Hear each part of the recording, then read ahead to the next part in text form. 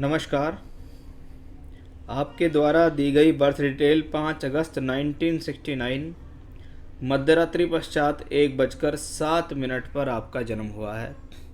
आइए देखते हैं आपकी कुंडली के अंदर प्लैनेटरी पोजीशंस क्या हैं।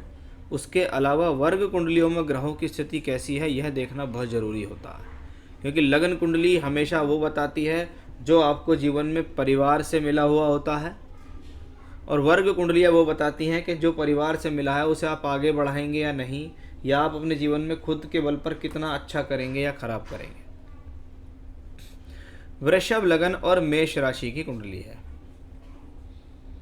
वृषभ लगन शुक्र का लगन स्थिर लगन है, पृथ्वी तत्व अर्ध त्रिकोणी लगन कहलाता है। इसका मतलब व्यक्ति स्वभाव में स्थिर है, स्थिर सोच वाला, लंबे समय तक किसी काम को लग के कार्य कर सकता है, और उसके अंदर ये क्षमता है कि वो मेहनत करके आगे बढ़ सकता है। वृषभ का मतलब होता है बैल, बैल का मतलब होता है मेहनत करना। आपने कभी भी देखा होगा बैल शांत स्वभाव का और मेहनती होता है। वहीं लगन का मालिक शुक्र है जो दूसरे घर में बैठा हुआ है। लग्नेश का दूसरे घर में जाना, व्यक्ति कुटुंबवादी है, व्यक्ति परिवार को साथ लेकर चलने चाहता है, व्यक्ति परिवार के साथ रहने वाला होता है, या कह सकते हैं व्यक्ति एक अच्छे परिवार में पैदा होता है। लग्नेश का दूसरे घर में जाना व्यक्ति को जरूर किसी न किसी तरह से परिवार से मिलने वाली संपत्ति या पैतृक संपत्ति को दिलाने के लिए अच्छा माना जाता है। तो लग्नेश अपने आप में दूसरे घर में है, ये एक धन योग है। इसको कहते हैं कि ये ग्रह जो है शुक्र, ये आपको जीवन में स्ट्रेंथ दे सकता है। वो स्ट्रेंथ कहाँ से मिलेगी? पारिवारिक तौर पे। उसके बारे में भी आगे और हम चर्चा करेंगे। कुंडली के अंदर जितना ज़्यादा लगन और लग्नेश को प्रबलता दी जाती है, उतना ही ज़्यादा चंद्रमा और राशि को प्रबलता देनी चाहिए, यानी इम्पोर्टेंस देनी चाहिए। चंद्रमा आपकी कुंडली में मेष राशि में, मंगल की अग्नि तत्व राशि में 12वें घर में बैठा हुआ चंद्रमा नीच के शनि के साथ बैठा हुआ है। जब चंद्रमा शनि कुंडली में एक साथ हो तो शास्त्र कहता है यह विष योग है, क्योंकि शनि को अगर आप कहो कि शनि है ब्लैक, चंद्रमा है वाइट। अब ब्लैक का वाइट पे कॉम्बिनेशन अच्छा नहीं होता। अब चंद्रमा के ऊपर शनि का आवरण है, आपके मन के ऊपर ब्लैक कलर का आवरण है, इसको ऐसे मान सकते हो। जब ये दोनों ग्रह मंगल की राशि में होते हैं तो शनि चंद्रमा का योग आपको एग्रेशन दे सकता है, शनि चंद्रमा का योग आपको नेगेटिविटी दे सकता है, शनि चंद्र का योग आपके स्वभाव में नकारात्मकता फैला सकता है। ये कॉम्बिनेशन हठी स्वभाव का भी बना सकता है कि व्यक्ति ने अगर मन में कोई बात ठान ली तो उसको वो करता है। बहुत लोग उसे कुछ भी सलाह देते हो लेकिन फाइनली करना उसको वही हो जाता है कि जो उसके मन में चल रहा होता है, या कहते हैं मन में कोई बात आ गई तो वो लंबे समय तक जुड़ी हुई रहती है। शनि चंद्र का योग अच्छा नहीं माना जाता है, और जब ये मंगल की राशि में हो तो ये उत्तेजना भी देता है। अब चंद्रमा आपकी कुंडली में तीसरे घर का मालिक होकर 12वें घर में, यानी जीवन में चंद्रमा की दशा अंतरदशा जब भी आएगी वो कोई टूर, ट्रैवलिंग, यात्रा, स्थान परिवर्तन या दूर स्थान से जोड़ना आदि करा सकती है। वहीं शनि देखिएगा भाग्य का मालिक 12वें घर में नीच का, तो कर्म का मालिक भी 12वें घर में नीच का। अब भाग्य और कर्म दोनों द्वादश भाव में पहुंच गए, यानी व्यक्ति जीवन में अपने जन्म स्थान से दूर जाकर यदि कार्य करेगा तो अच्छा है। दूर स्थान से काम करना, दूर स्थान पर जाकर भाग्य बनाना, ये सब उसके लिए अच्छा माना जाता है। साथ ही साथ शनि नीच के होकर बैठे हैं, इसलिए भाग्य बनाना भी आसान नहीं, प्रोफेशनल लाइफ को सही करना भी आसान नहीं, क्योंकि ग्रह 12th में नीच का है। 12वां घर इन्वेस्टमेंट का हाउस कहलाता है। जीवन में खर्च ज़्यादा हो रहा है, इतना आमदनी जुड़ नहीं रही है जितनी खर्च हो रही है, किसी न किसी कारण से। कभी भाग्य साथ नहीं दे रहा, कभी व्यापार साथ नहीं दे रहा, कभी व्यापार में लॉस हो गया, कभी व्यापार में अप्स एंड डाउन आ गया। वो सब चीज़ें इसी कॉम्बिनेशन से जानी जाती हैं। सूर्य चौथे घर का मालिक होकर बैठा है तीसरे घर के अंदर। इसका क्या मतलब है?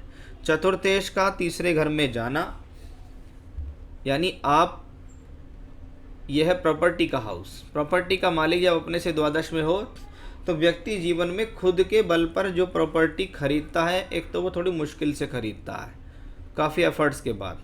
उसके अलावा ऐसा व्यक्ति अपने जीवन में जब प्रॉपर्टी कोई ले लेता है तो उस प्रॉपर्टी को वो है लंबे समय तक स्थिर नहीं रख पाता, यानी किसी ना किसी कारण से वह प्रॉपर्टी बिक जाती है, ये हम इसको मान सकते हैं। अब आप देखिएगा बुध और केतु की युति, दूसरे और पांचवें घर का मालिक बुध यहाँ है, यानी बुध धन देने वाला ग्रह है, बुध वाणी की कुशलता देने वाला ग्रह है, व्यापार की समझ देने वाला ग्रह होता है, बुध बोलचाल के माध्यम से धन देता है, बुध संतान देने में सक्षम है, संतान से सहयोग दिलाने में सक्षम है, ऐसा मान सकते हैं। अब ये बुध की जो कॉम्बिनेशंस हैं ये यहाँ तक तो सीमित है कि हाँ बुध जीवन में संतान दे देगा, लेकिन जब पंचम भाव का मालिक बुध सप्तांश कुंडली जहाँ से हम चिल्ड्रन को देखते हैं वहाँ पे 8th हाउस में हो, तो ये कॉम्बिनेशन वो भी होता है कि कभी कभी संतान के साथ ये अच्छे खासे मनभेद या मनमुटाव भी पैदा कर देता है, उनके साथ कुछ बहस हो जाती है, उनके साथ कुछ आर्गूमेंट्स हो जाते हैं, वो भी यहाँ दिखाई देगा। अब आप देखिएगा जुपिटर को, बृहस्पति पंचम में पंचमेश एकादश होके बैठा है। अब बृहस्पति ने क्या कहा, लाभ का मालिक पंचम में, पंचम यानी बुद्धि, बुद्धि योजनाओं के द्वारा लाभ लेने का योग बृहस्पति के पास है, बृहस्पति अपनी दशा अंतरदशा में लाभ दे देगा। साथ ही साथ बृहस्पति अष्टमेश भी है, ये भी एक फिर से कॉम्बिनेशन है कि कुछ भी हो जीवन में आपको पैतृक संपत्ति का लाभ अवश्य मिलेगा। चलिए, ये तो एक कॉम्बिनेशंस थे आपके चार्ट के अंदर कि कौन सा प्लेनेट कहाँ बैठा है। बात करते हैं राहु की, क्योंकि राहु की महादशा आपको चल रही है। कहाँ है राहु, 10th हाउस में, 10वें घर में बैठा हुआ राहु, कोई प्रॉब्लम नहीं है। राहु स्वभाव से मेलेफिक है, दशम भाव में बैठा है, एफर्ट्स कराएगा, कोई बात नहीं है, हर व्यक्ति अपने जीवन में संघर्ष करता है।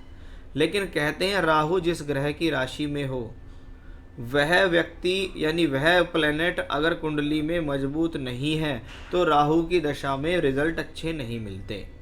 अब आप इसको ये देखिएगा कि राहु दशम भाव में शनि की राशि में, शनि कहाँ है, 12वें घर में नीच का चंद्रमा के साथ। इसका क्या मतलब है, इसका मतलब है कि राहु की दशा में व्यक्ति को प्रोफेशनली अप्स एंड डाउन का सामना करना पड़ेगा, क्योंकि राहु कर्म भाव में बैठा है।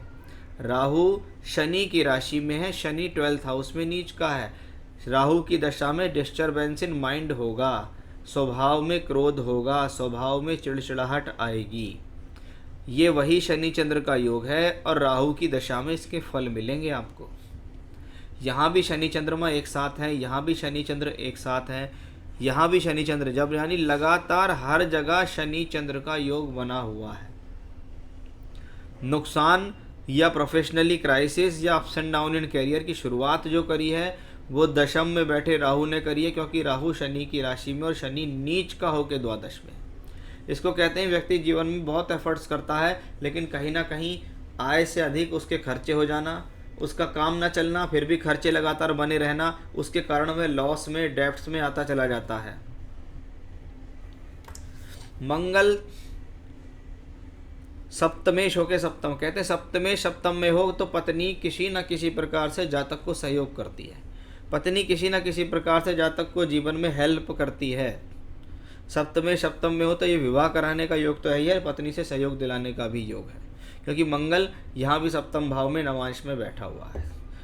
अब राहु की महादशा चल रही है, तो राहु के बारे में तो मैंने आपको बता दिया कि भैया आप पिछले समय को उठा के देखो तो प्रोफेशनली प्रॉब्लम्स हैं आपकी लाइफ में ज़्यादा, जैसा कि आपने सवाल बताए हैं।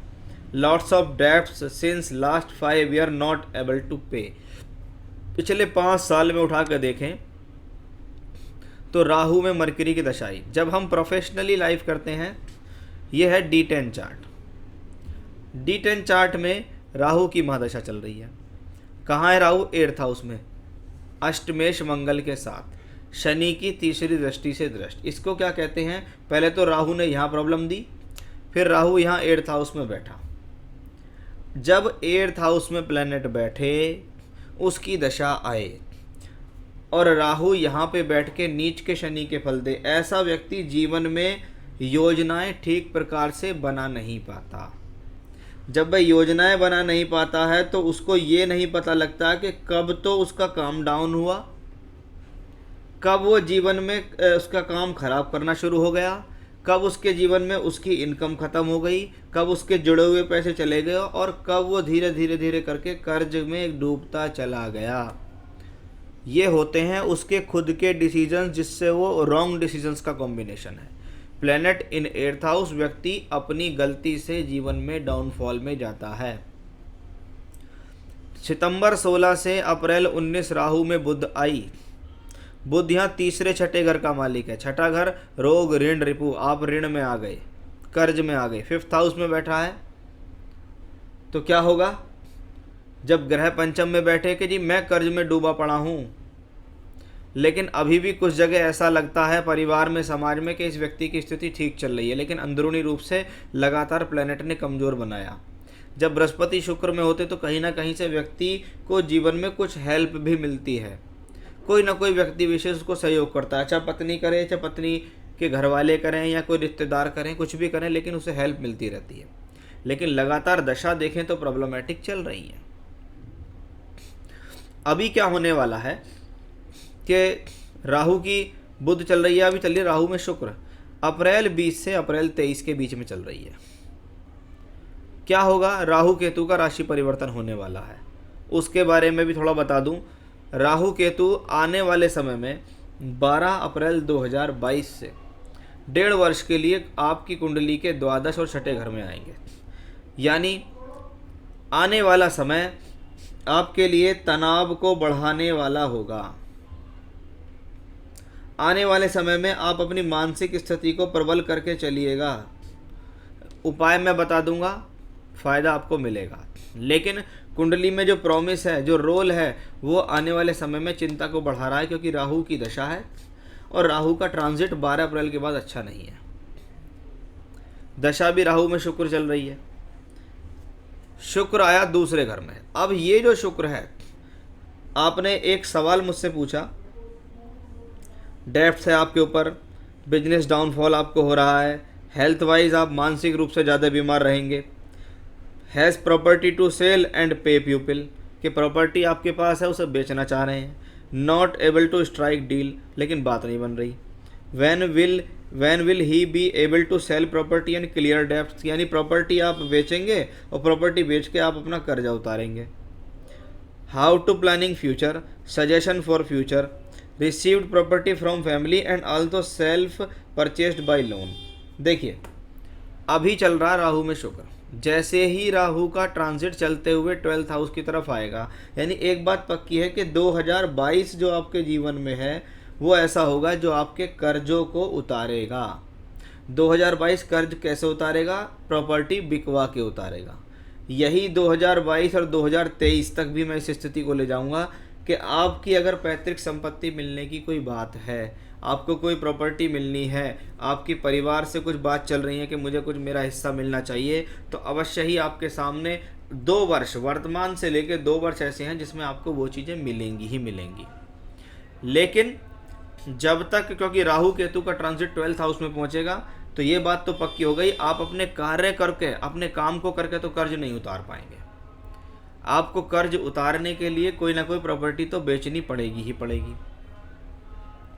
और वो प्रॉपर्टी आपकी 2022 में निश्चित बिक जाएगी, इसमें कोई संदेह भी नहीं है।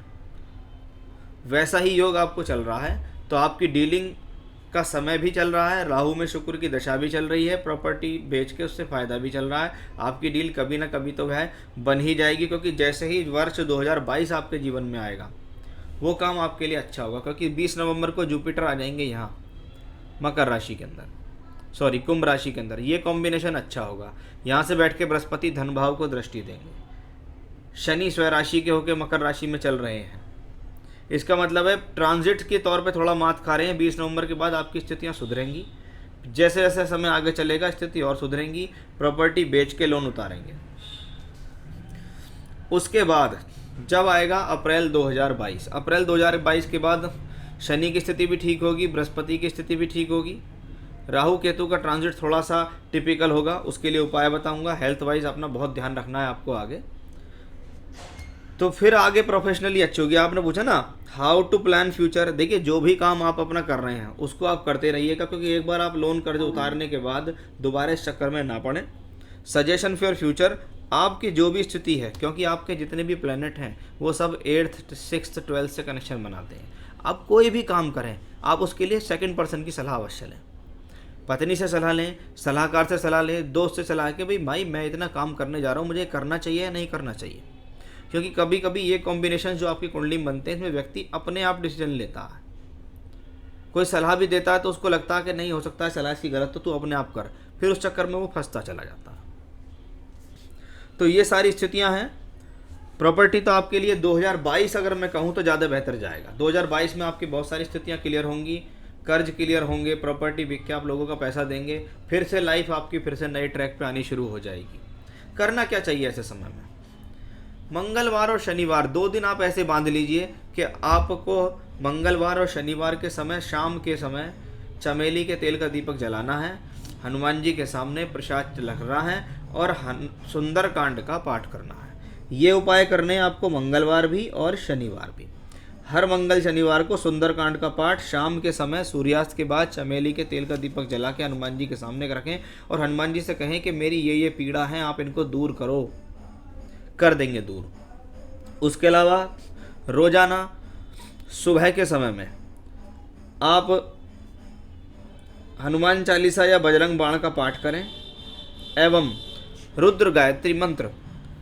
रुद्र गायत्री मंत्र आप गूगल पे टाइप करेंगे, रुद्र गायत्री मंत्र आपको मिल जाएगा। मंत्र इस प्रकार है, ओम तत्पुरुषाय विद्महे महादेवाय धीमहि तन्नो रुद्रः प्रचोदयात्। ये इस मंत्र की कम से कम 2 या 3 माला जरूर करना रुद्राक्ष की माला से, और बजरंग बाण का पाठ करें और शनिवार मंगलवार सुंदरकांड करें और देखिए आप अपने जीवन में काफ़ी बेहतर स्थिति तरक्की में पहुंच जाएंगे।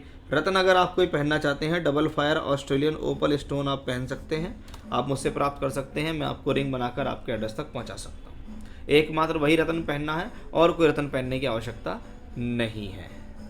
उपाय कीजिएगा, लाभ मिलेगा। नमस्कार।